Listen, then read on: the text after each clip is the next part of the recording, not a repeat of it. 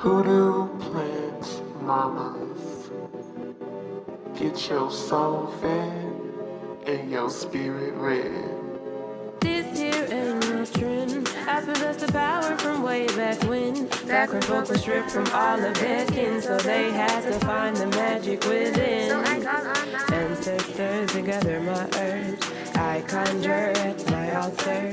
Voodoo plant mama. I manifest growth and I release trauma. Child, we just out here trying to water our plants and mind our business, you know? Everybody ain't from the deep south, man. Everybody can't have culture like us. Hey y'all, welcome back to another episode of Hoodoo Plant Mamas. I am one of your hosts, Leah Nicole. And I'm Dani B. And today we are going to talk about plants. But before we start that, we both had birthdays since the last time we recorded. So Dani B, how was your birthday? Well, so my birthday was on like a Wednesday. So me and a friend just went and got a late dinner. I went to the grocery store that morning and got me some flowers, which was nice. And then that Friday, I went out and got some drinks with a couple of friends. And one of my friends actually brought me more flowers. So I had hella flowers when Valentine's Day rolled around. So it was cool. I wasn't particularly, I thought I was going to be like sad or depressed, but I wasn't. It's like, yeah, I'm not where I want to be, but it wasn't really kicking my ass like I thought it was going to be. And now, has that been kicking my ass after the fact? Yes. But the actual day of my birthday was really nice. And even that weekend was cool. And then I went to Seattle maybe about a week and a half ago. When my friends picked me up from the airport, they had me more flowers. This cute little, I think it's the sweetest gift. It was this cute little rose thing in like a glass. I can't even describe it. It was really beautiful, and that was sort of like a birthday treat to just hanging out with them. So yeah, that's pretty much nothing spectacular. We still, as far as I'm concerned, we still in a panty, and I'm not interested in being reckless. So, but yeah, what about you? Like you, my birthday was kind of low key. So for some reason that week, people kept giving me money. So that Friday I went shopping. I got a few pieces that I love. And then I got my eyebrows done and I got a 90-minute massage, which I really needed because I have not had a massage in almost a year. Well, over a year. And then after that, I went to the park and I got to sit by the water, which was something I really needed. And I just got to sit there and have alone time. And I just felt very grateful to be alive, which brings us to gratitude. Dani B, what are you grateful for? Damn. I don't know. It's like I know this is coming and I'm still never prepared. Um what am I grateful for? I am grateful for, I've said this before, my friends, but I just been having a really hard time, like mental health wise, just kind of up and down. Most of the time, I feel like I've been pretty good as far as productivity, which I know, fuck productivity, but it's like emotionally, it's kind of like when I'm not working, then, all the shit that I'm dealing with kind of hits me. And, one of my friends really talked me through like a low key crisis yesterday. And so I'm just thankful that I have people in my life to kind of bring me back to reality when I'm sinking into a very not great place. So yeah, I'm thankful for that. My friends really do help me survive. So, what about you? Hey, shout out to your friends. But like I said earlier, I am just very grateful to be alive. I don't know why, but when I was younger, I just did not see myself living this far and getting this far in life. But I'm here and I'm not mad about it. So yeah, that's what I'm grateful for. Well, let's talk about plants since we the hoodoo plant mamas. And I feel like people are always like, when are y'all gonna talk about plants? So we about to talk about it for the whole episode pretty much. Um so Leah, when did you get your first house plant and what was that like, what has that journey been like for you? It's been a wild and interesting journey for me. So the first time I ever saw someone with houseplants was my sweet mate in college, Rachel. And I kept trying to be like her because she would have all of these plants in her room and it looked so beautiful and green. And I would buy these plant kits from Target, and some of them maybe would sprout but then they die, and I just didn't believe that I had a green thumb or that I could do gardening. And then after college I went on a road trip to Las Vegas, and there was the first time I ever saw cacti, and I was obsessed with them, so I was like, I have to get me some cacti. And I ended up killing them because I was listening to Pinterest and the internet. And I put them in mason jars. They had no drainage holes. And so I think they got like overwatered and just died. And I felt really bad about it. And I just refused to believe that I could keep anything alive. Um, and I want to say it was probably about a year after that I went back to Jackson, to see my friend Rachel again. And her roommates all had plants. Their whole house was beautiful. And so they sent me back home with some spider plants and some pothos. And they were like, these are very hard to kill. And you will probably do very well with these. And they were right. Like, Rachel's roommate gave me, I want to say, 8 spider plants. And she was like, they may not all make the trip. They all made the trip. They all survived. But really doing that, it taught me like how to take care of plants. It taught me that, at that time I was not working, I was unemployed, and I was super down about that because I would just get rejection after rejection after rejection.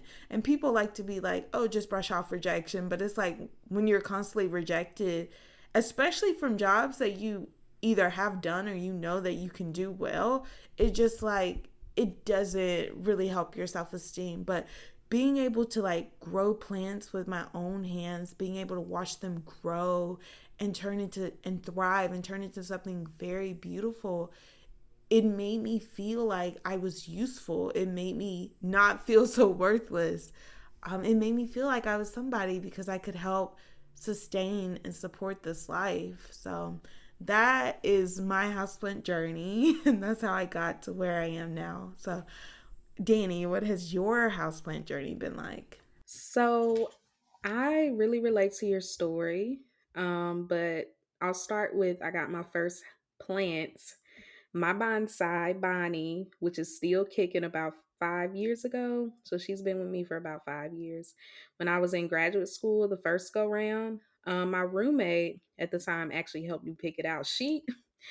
You know what's so funny and why I feel like it was meant to be? She literally found this plant behind some other plants. It was like so random because I was looking for a bonsai. There was one, but I was like, not really feeling it. And then she randomly found, Bonnie, who was much smaller at the time. And so it's definitely been a learning experience. I think we know that plants are living things, right? But I don't think most people know like to the extent. I think that I've learned that plants are communicative. They communicate with you in their own ways, especially when you're not meeting their needs. So, maybe a couple of months into getting Bonnie, Bonnie is genderless, but I use she, her pronouns for her, just FYI. I went through a really deep depression, and for some reason, I decided to move her out of my room into me and my roommate's living room, which was big and spacious. And in my mind, I was like, well, there's more air circulation. I thought my room was too stuffy. But the living room didn't get a lot of sunlight. And So it got to the point where every time I walked past the table that I had her on, leaves would just start falling off. And I know that sounds really dramatic, but I swear it was just like as soon as I walked by, it seemed like it was just like, bitch, you know? And so eventually I started getting scared that she was dying. So I was like, let me move her back into my room. And it stopped. The issue stopped. And that's how I learned that she likes sunlight. Like she needs to be not only around sun, but she also likes to be around the living. So me. So it's best to have her in a space where I am or where their people are. So, okay, to get back to, I'm being long winded as usual, but to get back to why I relate to your story, I also experienced unemployment actually after getting my first master's degree.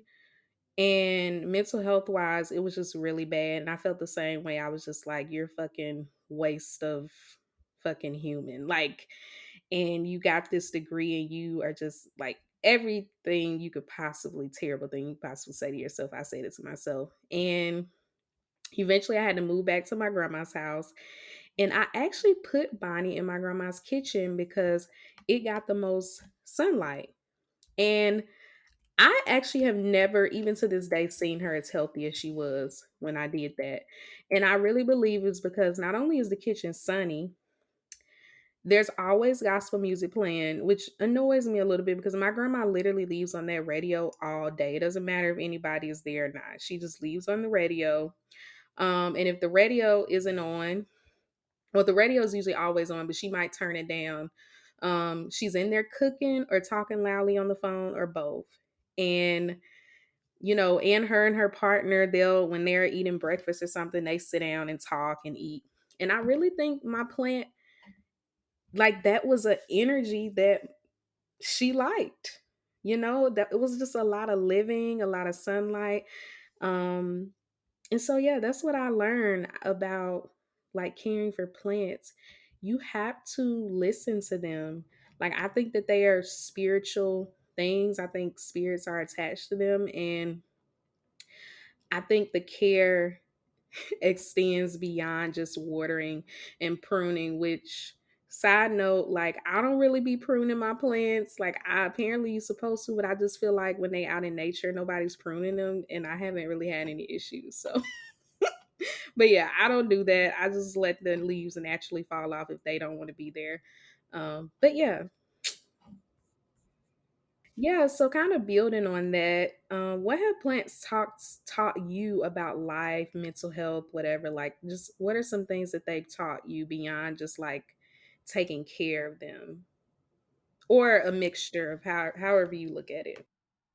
So I know you say that you don't prune your plants, but I do, and I think just seeing the leaves die and taking them off is a reminder to me that sometimes it's okay to let go of those parts of ourselves, and it does hurt, especially when you see those very beautiful leaves. Like my Dieffenbachia has beautiful patterning on it, and when I was just starting to give it more light, and the white parts were really showing, when that big leaf died, it hurt my feelings because I was like, no, that's my prettiest leaf. But then more leaves came and it was perfectly fine, and I got more pretty leaves. So for me, pruning and your leaves dying, it's just this idea that like death and rebirth are simultaneous. When one door closes, the other door opens. And we see that with leaves. And I know like some people will get really freaked out when winter comes and they'll text me like, my leaves are dying, what do I do? And I'm like, nothing, girl, your plant is going dormant, it is perfectly fine. But yeah, and something else plants have taught me is like sometimes you can do everything right and shit happens. Like you can give that plant the sun it needs, the plant food, the water, and that plant still dies on you, and that's perfectly fine. Like shit happens. And the last one that I learned, and this is a really big one, is tolerance is not the same as thriving, because I know so many people who will talk about low light plants and plants that can tolerate low light. But just because they tolerate it does not mean that they thrive in low light. And an example of that is I have two snake plants, and they were about the same height, maybe a foot and a half. I have one outside and one indoors, and the one outside is thriving. Like, it is about 3 feet tall. It's very bushy. I've gotten a lot of additional plants from that one snake plant, because it grows so fast and it gets so big. But the one inside has it's grown, but not in the same way that the one outside has grown. So I know a lot of people say that there are low light plants, but those plants really, really thrive when you give them a lot of light. So yeah, I think those are the big lessons that I've learned from plants. What about you? I think that distinction between tolerance and thriving is like a good point.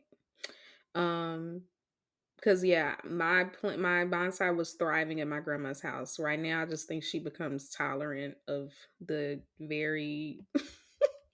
I just really be winging it. I don't know if I'm a great plant mom, but I do my best. And they alive, so a friend of mine, kind of getting back to that like death and rebirth, or really like death. A friend of mine had recently described a mental health experience they were having as like feeling dead. And I think about that a lot because I've never described my lowest points of depression as like, that as feeling dead. But there's still that feeling of like you don't want to be alive, you don't feel alive, you don't even feel connected to your body. And so what my plants have taught me or done for me is like, especially my first plant Bonnie, who's still with me, is reminded me that she's alive and so am I. And I don't know if that makes sense, but being surrounded by the living, even in the form of plant life, can really help you return to yourself. um Whether that's going outside or the actual plants in your house. And so I think I may have shared, maybe I only shared it on Patreon, or maybe I shared it on one of the episodes about how I was really struggling with keeping my plants. I wanted to get rid of all of them except Bonnie. Bonnie is my ride or die. But I wanted to get rid of all of them. I did give away a couple. And then maybe one died. But I think that my plants were talking to me. Like, I think that I did not want to face the living because I didn't want to face myself. Like, I just think about it a lot in hindsight. I don't know who this friend is, but I definitely agree with their point that sometimes we do go through this kind of death cycle, but I think it's more of a dormancy where things look dead, but they aren't really. And it just, like I said earlier, every winter never fails. Somebody comes texting me about how their plants are dying. And then when the spring comes around, their plants are back and they're full and they're bushy and they're full of life. And I think that we go through these same cycles as well. I think because of capitalism, we're not really allowed to fully experience that cycle, but we go through the cycles of dormancy and rebirth and all of these things too. Damn, I totally agree with that. And maybe we should start looking at it in a different way, just kind of like how you said your Mm-hmm. friends panic when their plants go dormant. I mean, seasonal depression is real. Like, it's real. So I don't want to like negate that experience, but I think that also, like, if we could kind of I want to say readjust how we look at it, and that this is a time of like you are in hibernation essentially, like, and we should be, right? Somebody made a really good point about how like we should not be working. We might have talked about this, maybe you I said think this, we like talk about this. we should have the whole winter off. And that maybe sometimes we misinterpret what our body is doing. um so yeah, I don't want to get too deep into that because I don't want to sound like I'm like saying that seasonal depression isn't a real mental health concern, because it is, as somebody that goes through that. But I also think there are ways that we can look at that differently, and maybe it can help us with managing that seasonal depression, including therapy, of course. But yeah, so that's a really good point that you made. Another question I have for you, Leah, is because you do food gardening. I don't. I want to. I can't wait to have a garden. And So I really want to ask you about your experience with that. How you get it? How did you get into it?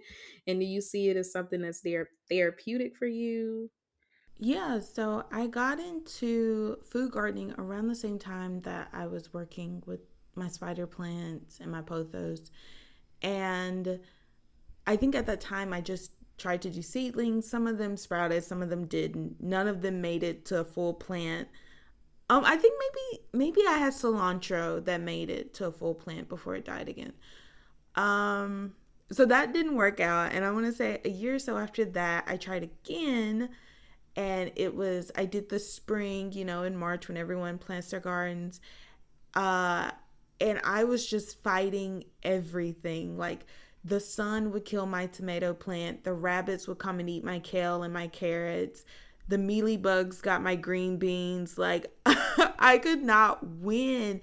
Everything was like trying to take my plants out. And so this time I've tried fall gardening. I did have better results. Like I got a whole harvest worth of green beans. They're really good.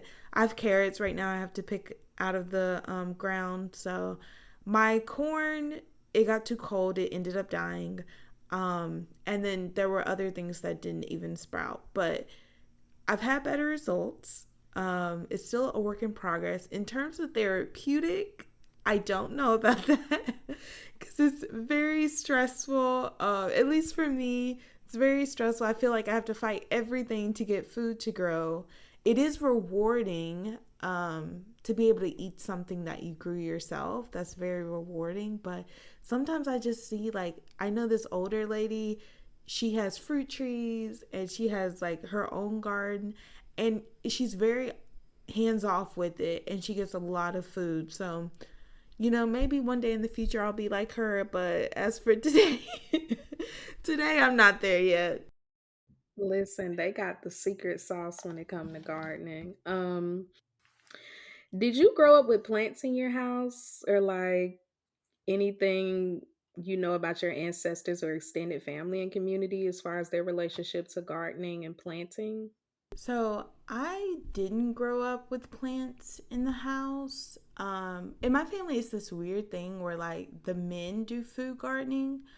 And so growing up, my pawpaw, my father's father, um, was the one who had a garden, and he would bring us like tomatoes and peanuts and sweet potatoes, and and I remember when we first moved to the country, my daddy was like, "I want to have a garden," but the thing with him, it was like the garden was his vision, but we were his workers, and so on the one hand, it was very nice to like see corn grow. I've never seen corn in real life, and we had like corn stalks in our backyard, and we got to eat fresh corn and fresh peas, and stuff like that. On the other hand, I don't know if you ever had to shell purple hull peas, but Lord, it is a lot of work. It is a Mm. lot of work. So every time I think about food gardening, I'm just like, it's just labor. It's labor for me. It is magical, but it is labor. Listen,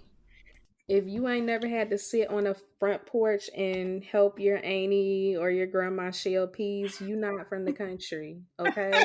Like one of my aunties, I swear, one minute we outside playing, next minute we in there in the house, and she like making us help her shell peas. Like it's like five of us and her.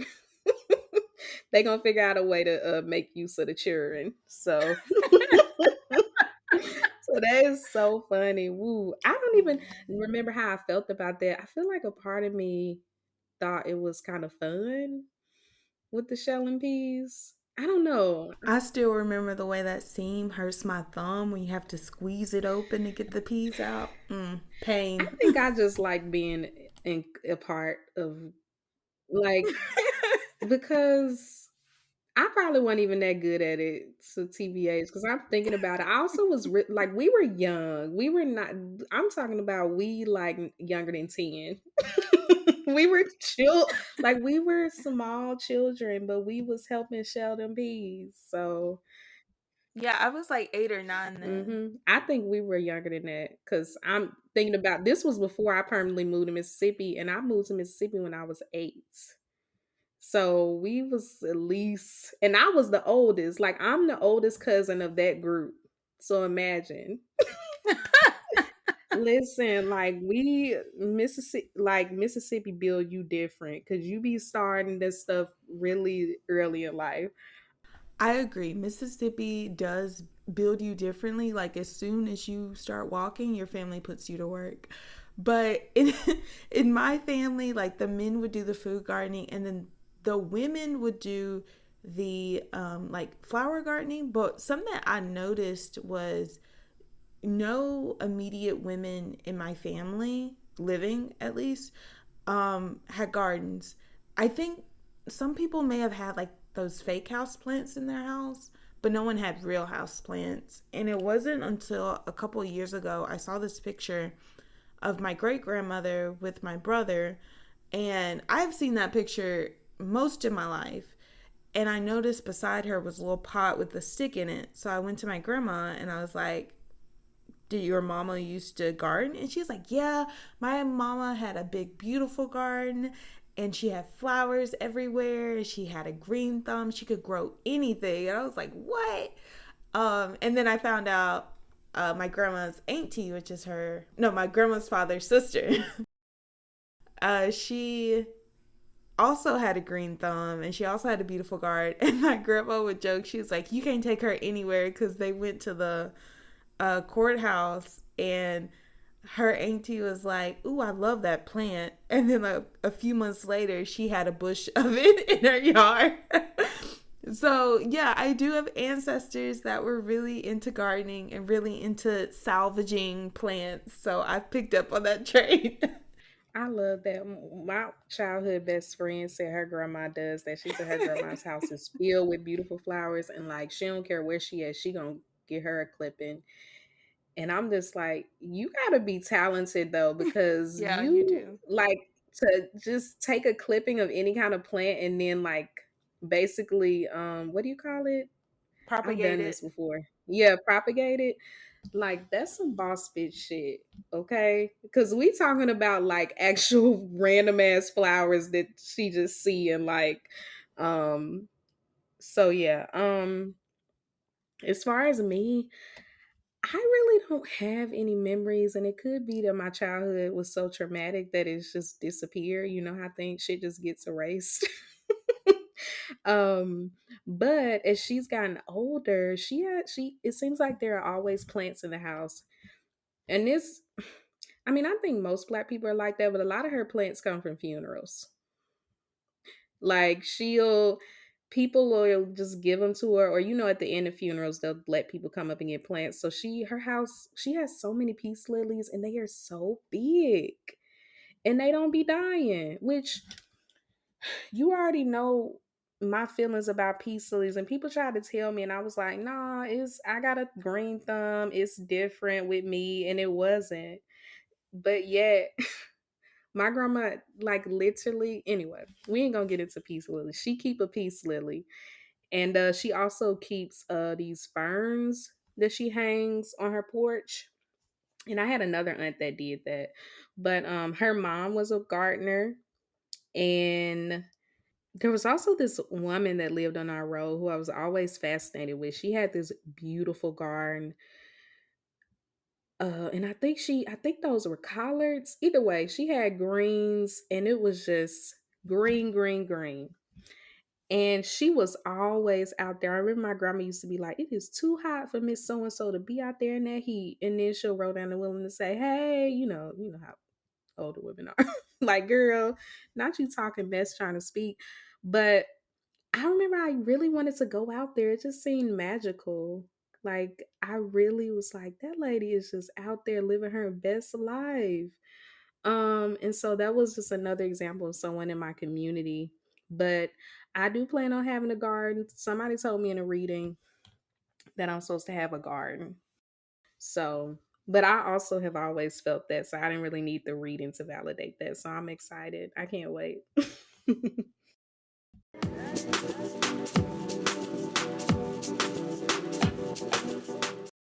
Thank you for listening to the Hoodoo Plant Mamas podcast. To support us, you can follow us on social media. We're on Twitter at Hoodoo Plants and Instagram at Hoodoo Plant Mamas. You can also rate and review us on Apple Podcasts and Spotify. You can also join our Patreon. We have a $2 love offering tier as well as a $5 all access tier, which includes a monthly mini-sodes, a newsletter, and plant content. Oh, and we also have a new patron. Thank you so much, Michelle, for joining our Patreon. We so appreciate the support. Yes, thank you, Michelle, for joining our Patreon. If you prefer a one-time donation, you can give any amount you want on Cash App, cash tag Hoodoo Plant Mamas, or PayPal hoodooplantmamas@gmail.com. If you are interested in sponsoring an episode, email us at hoodooplantmamas@gmail.com. We especially want to work with Black, Indigenous, POC-owned, and queer-owned businesses.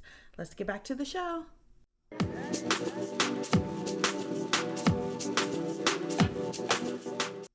So, I know that there are a few different names for this. I've heard ecotherapy, nature allied psychotherapy, nature therapy, but they all do the same things, which is incorporate plants and the natural landscape in therapy.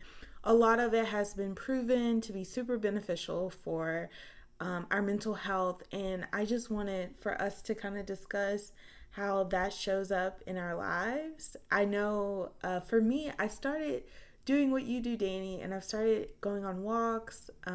There's a park that's about a half a mile from my house, and it sits on the bank of a river.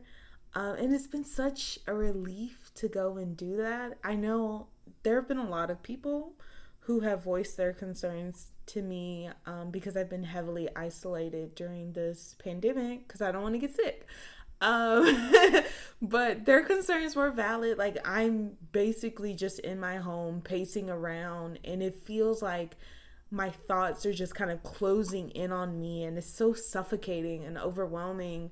But since I've been going to the river and sitting down, it's like for the first time my brain is free and open, and I can think and process in a way that doesn't feel overwhelming for me, that doesn't cause a lot of anxiety for me. So that has been very good for me. And just sitting with the water and seeing the water move and the wind and hearing the wind like blow through the trees and seeing the ducks and the turtles and stuff, it just makes me feel like I belong here. And so, yeah, just sitting in these green spaces, sitting in nature has been very affirmational for me. I really love that phrasing of nature being affirmational, and I really agree. So I think trees are that for me. It's like this is getting real woo, but that's fine. It's a hoodoo podcast. I just think trees are so fucking loud. Like, I don't know if anybody else feels that way. I just think they are loud spiritually. I don't know what they're saying, but like when I'm around trees, when I look at trees for too long, I just feel overwhelmed. And not necessarily in a bad way, but I just always wonder like what they've witnessed, how long they've been in the area that they're in, that kind of thing. They just awaken a curiosity in me. Um and they also just make me feel good. Like, I don't know. And so, yes, walking for me, as you mentioned, sitting outside among the trees has been very helpful for me because I'm also isolated and I don't really go outside like that. But TBH, I wasn't doing that before the pandemic. Like, so I will say a week or so ago, well, I already mentioned this earlier, but I went to Seattle and like that natural landscape was indescribable. Like while I was on the plane, we flew over mountains and I had never seen mountains in real life before. And I literally felt like I couldn't breathe like for at least 5 minutes. I've never felt that way when it comes to like that, you know.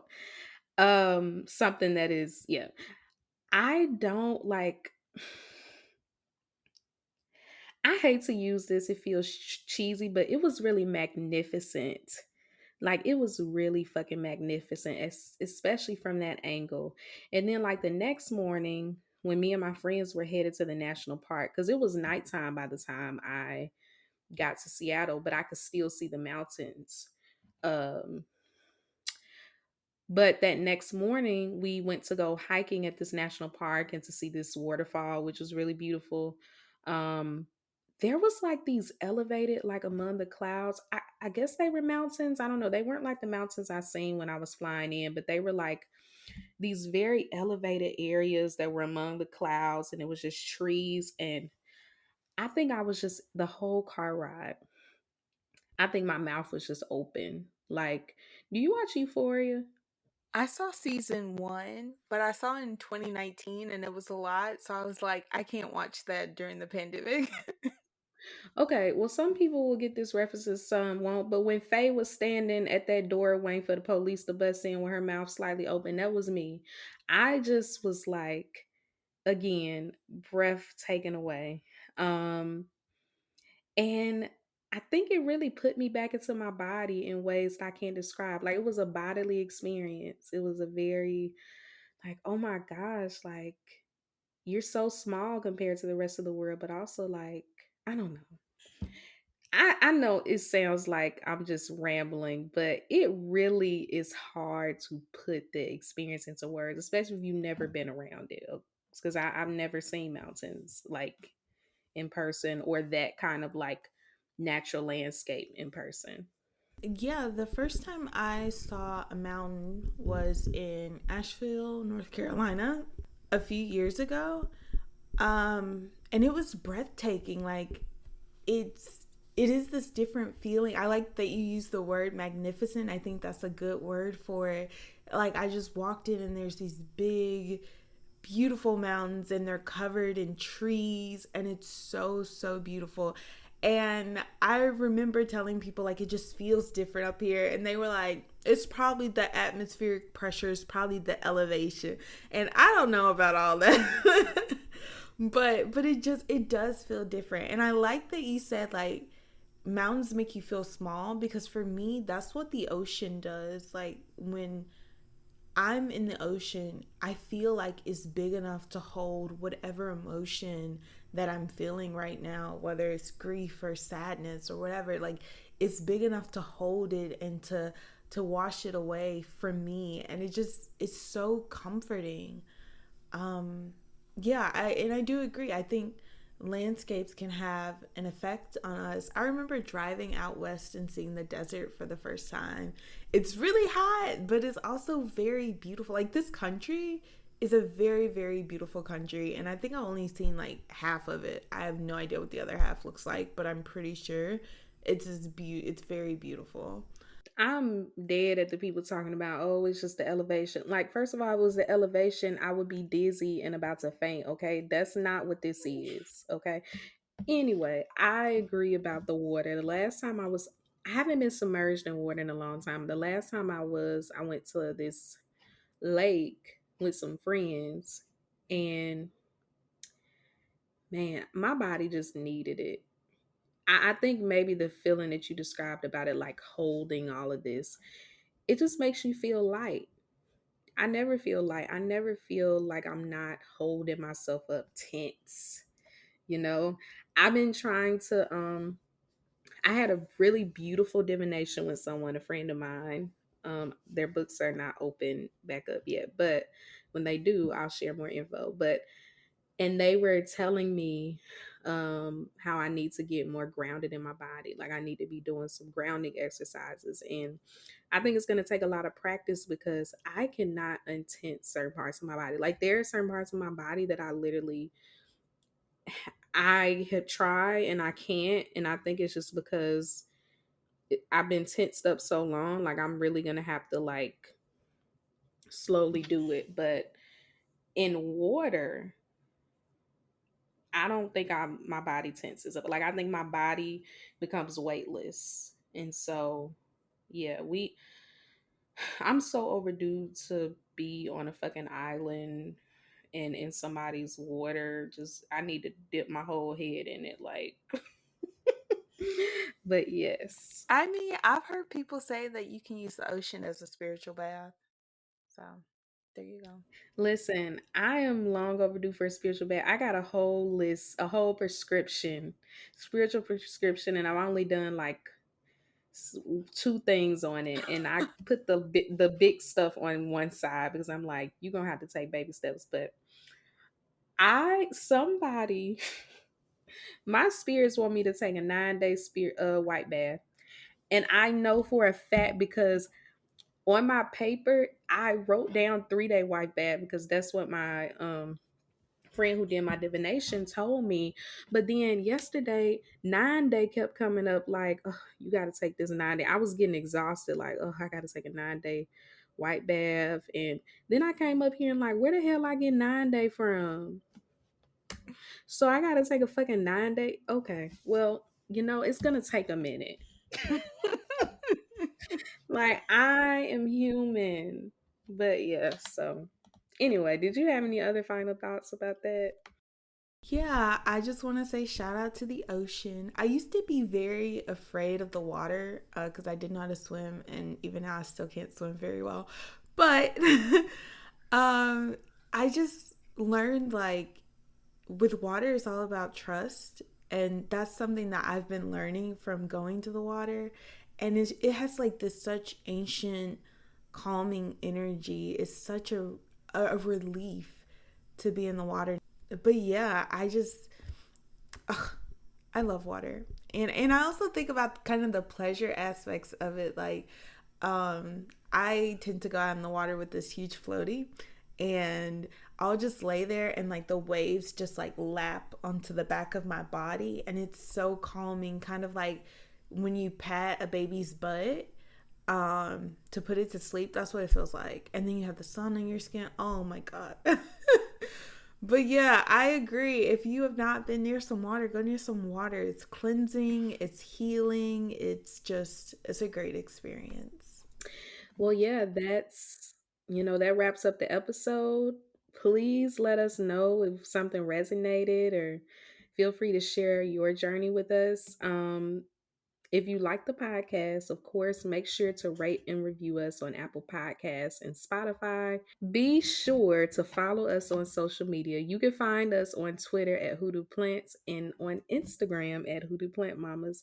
Stay tuned for the next episode. Bye. Bye bye.